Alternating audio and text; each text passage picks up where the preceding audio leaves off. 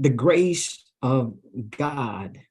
In Titus chapter 2, verses 11, 12, 13, 14, and 15, the King James Version Bible clearly states here, "For the grace of God that bringeth salvation hath appeared to all men."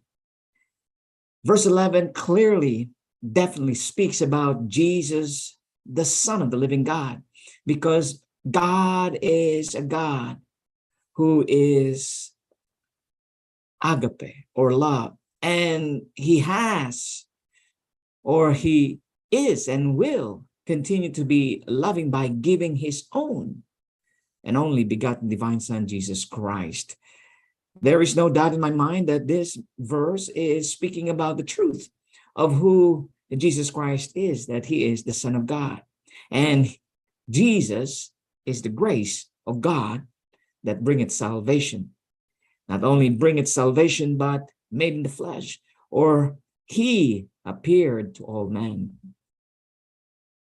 And the teachings of Christ is this: to deny ungodliness and worldly lust.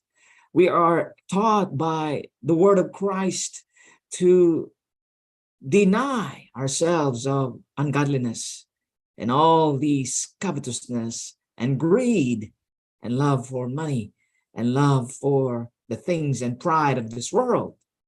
We should be sober or calm, righteous, and godly in our present time, not only during the time of the apostles, not only during the time of the Adventists, but also in our time today.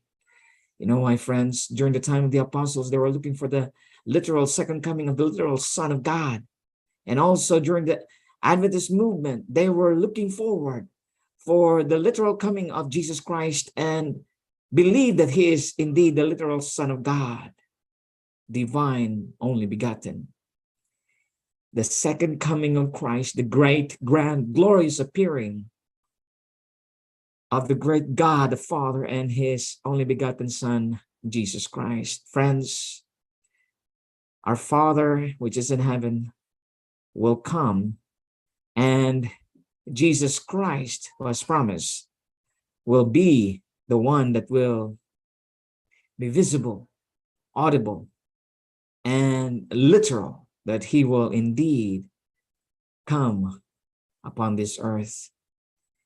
We are taught that Jesus gave himself for us, that he might redeem us from all violation of the law, because it is impossible for us to save ourselves. It is impossible for us to keep the law of God, the Ten Commandments, without the aid of the Spirit of God through Christ, his Son, without the redemption of the Son, Jesus Christ. And that redemption is through his blood, and us by faith through Christ.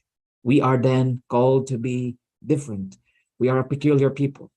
We are not of this world. We are born of God because we love God, and we know that God loves us by giving his only begotten Son, and provoking one another, or zealous for good works.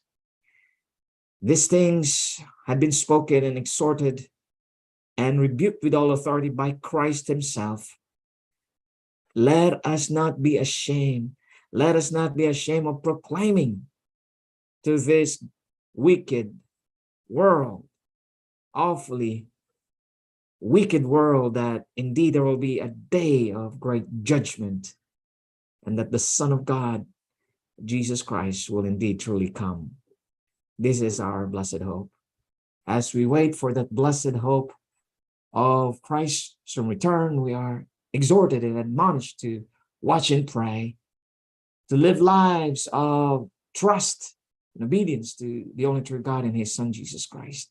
That the Spirit of God and the Spirit of Christ will work in us, that we will be provoked and grow to live a Christ-like life. May God the Father and his only begotten Son, Jesus Christ, be the thought and the meditation of our hearts and minds night and day.